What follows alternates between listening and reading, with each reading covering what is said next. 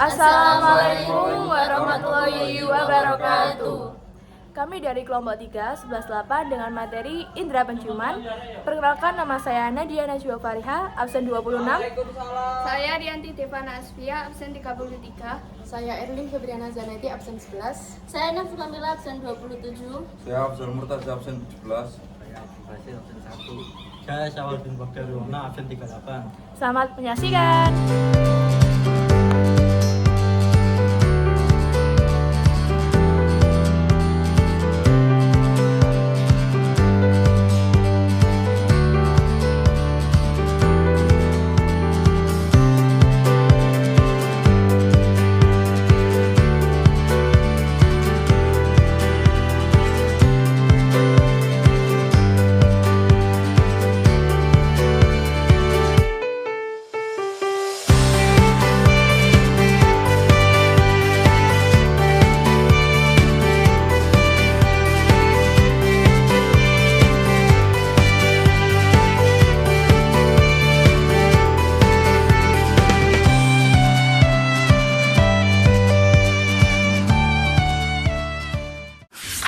Yang pertama, mengenal indera penciuman.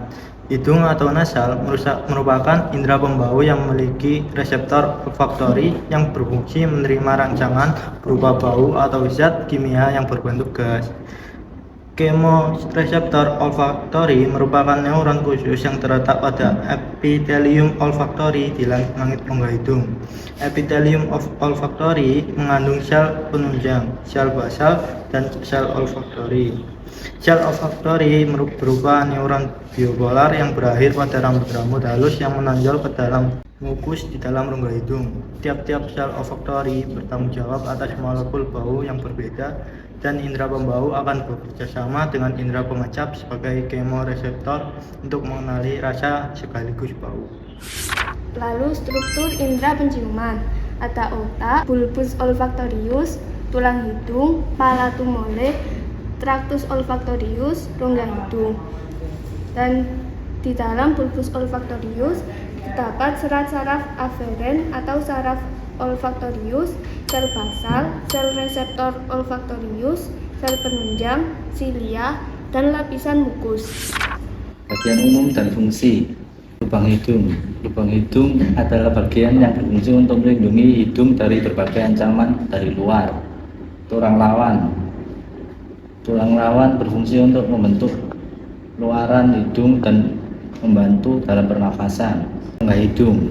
Dinding superior atau bagian atas, dinding inferior atau bagian bawah, dinding medial atau bagian tengah. Di dalam rongga hidung terdapat selaput lendir dan rambut halus atau silia. Selaput lendir yang ada di rongga hidung berfungsi sebagai pelindung terhadap kotoran dan bakteri. Sinus hidung. Sinus hidung merupakan rongga atau kantung udara yang terletak di dekat saluran hidung. Sinus hidung memiliki fungsi untuk melembabkan dan menyaringkan udara. Terdapat 4 jenis sinus hidung, yaitu A. Sinus etmoid, terletak di sekitaran pangkal hidung yang sudah ada sejak lahir dan terus berkembang. B. Sinus maxillaris, terletak di area pipi, sama dengan etmoid. Sinus maxillaris ada sejak lahir dan terus berkembang. C. Sinus frontal, terletak di dahi dan berkembang setelah umur 7 tahun. D. Sinus sphenoid, terletak di belakang hidung dan biasanya berkembang saat usianya remaja. Saraf olfaktori. Saraf olfaktori merupakan salah satu dari 12 saraf kranial yang terhubung langsung dengan saraf pusat atau otak.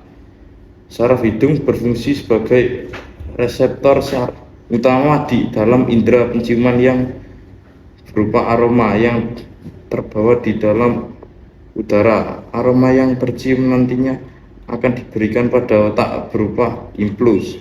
Saraf olfaktori berhubungan dengan rasa pada makanan dan minuman yang dikonsumsi. Pada bagian bulbus olfaktori berfungsi menerima dan mengolah informasi penciuman dari reseptor ke korteks. Langit palatum berfungsi sebagai produksi suara saat bicara. Kemudian traktus olfaktori berfungsi sebagai jalur saraf yang menghubungkan bulbus olfaktori dengan korteks cerebri. Kemudian ada lapisan mukus berfungsi untuk melindungi dan melembabkan permukaan mukosa olfaktori dan membantu menangkap partikel bau. Kemudian mukosa olfaktori berfungsi sebagai tempat terjadinya penciuman, mengirim informasi olfaktori ke bulbus melalui saraf olfaktori dan reseptor terhadap molekul baru. Kemudian olfaktori terdiri dari 3 lapisan mukus. Yang pertama ada sel basal, berfungsi meregenerasi sel olfaktori yang sudah mati dalam waktu 2 bulan. Yang kedua, sel reseptor olfaktori menangkap sensor atau bau. Kemudian yang ketiga, sel penunjang berfungsi memproduksi mukus atau lendir untuk melarutkan zat. Selanjutnya yaitu mekanisme membau. Jadi ketika gas atau rangsang masuk ke hidung, kemudian menuju ke rongga hidung, ketika di rongga hidung akan bercampur dengan lendir dan terjadilah stimulasi pada ujung saraf menuju ke pusat saraf dan terjadilah interpretasi bau. Jadi bau yang kita terima itu dalam bentuk gas atau uap yang masuk ketika kita dalam proses inspirasi atau menghirup oksigen. Nah, zat yang masuk itu akan larut dalam lendir pada dendrit, lalu akan berikatan dengan protein membran dan terjadilah menghasilkan impuls yang mana akan dijalankan oleh saraf olfaktori menuju ke otak untuk menjalankan 3 fungsi. Yang pertama yaitu diinterpretasikan dalam bau primer, yang kedua dihubungkan dengan pusat bau lainnya, misalnya pusat bau, misalnya kalau kita menghirup bau yang tidak sedap, maka dia itu akan menghubungkan dengan pusat bau yang lainnya, misalnya bau yang tidak enak akan menghasilkan reaksi yaitu muntah. Yang ketiga yaitu disimpan dalam bentuk memori pada korteks otak. Nah, ketika bau itu masuk, dia itu tidak langsung menuju ke korteks otak, tetapi melalui beberapa proses. Misalnya, ketika dia itu pada reseptor, bisa saja kita sebut rangsangan itu odor atau odoran. Nah, ketika odoran itu menempel pada reseptor, dia itu akan mendorong protein G untuk aktif. Nah, ketika protein G aktif, maka adenilat siklase juga aktif dan akan mendorong ATP ini aktif, sehingga si AMP juga aktif atau siklik adenosin monofosfat.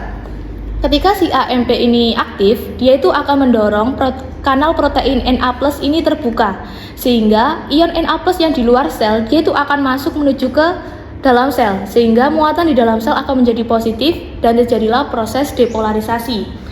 Proses depolarisasi ini akan mendorong adanya potensial aksi. Nah, kalian tahu nggak? Kalau misalnya odoran ini sudah meninggalkan reseptor, lalu itu ada namanya enzim yang dihasilkan oleh mukosa, yang mana dia itu akan mendetoks sisa-sisa odoran pada reseptor. Nah, selanjutnya ketika potensial aksi itu di bawah, dia itu akan menuju ke reseptor olfaktori. Nah, di sini itu dia akan digolongkan, misalnya bau buah-buahan. Dia itu akan masuk ke glomerulus bagian warna merah, apakah warna hijau ataukah warna ungu. Nanti ada lagi kalau misalnya baunya lebih kompleks, misalnya bau makanan nasi goreng. Dia mungkin bisa saja melibatkan beberapa warna di sini. Nah, hasil dari potensial aksi tersebut akan menuju ke limbik dan talamus. Jadi nggak langsung ke korteks otak. Ketika di limbik itu terjadinya reaksi terhadap bau. Misalnya ada bau yang tidak enak, dia itu akan memberikan reaksi mual, pusing, dan sebagainya. Barulah nanti akan menuju ke korteks otak, nanti akan diinterpretasikan sesuai dengan 3 fungsi tersebut. Yang terakhir adalah gangguan dan cara mencegah. Ada beberapa gangguan yaitu 1. Hiposmia, yaitu indera penciuman kurang mampu mencium bau. Yang kedua, hipersomnia, yaitu lebih peka terhadap bau. Yang ketiga adalah sinus, yaitu radang tulang sekitar hidung. Yang keempat ada polip, yaitu membengkakkan jaringan yang terjadi dalam hidung dan mengeluarkan sebanyak cairan atau lendir. Yang kelima yaitu pantosmia, yaitu saat mencium bau yang tidak ada.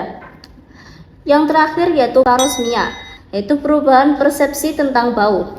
Dan cara mencegahnya yaitu 1. Menghindari pemicu alergi, 2. Menjaga lingkungan sekitar, 3. Menjaga kualitas udara, 4. Rutin membersihkan hidung, 5. Mengurangi kebiasaan mengupil berlebihan, yang terakhir yaitu banyak minum air.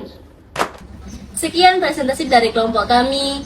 Wassalamualaikum warahmatullahi wabarakatuh.